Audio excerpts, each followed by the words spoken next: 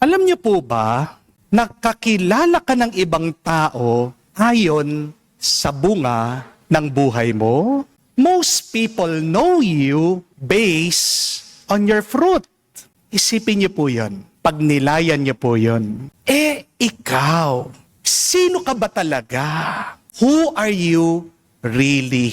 You will be known by your fruit. You will be known by the product of your character. Tandaan mo yan, kapatid. Ikaw ay ang bunga ng iyong buhay. Hindi ikaw ang sinasabi mo.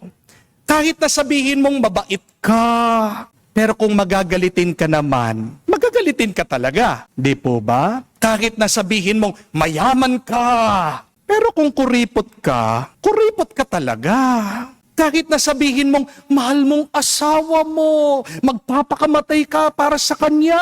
Pero kung meron ka namang kulasisi, kung meron kang binabahay na iba, taksil ka talaga. Ang dami, sinasabi nila, magbabayad ako ng utang. Pag sige na, pautangin mo na, magbabayad ako. Nagbabayad ba?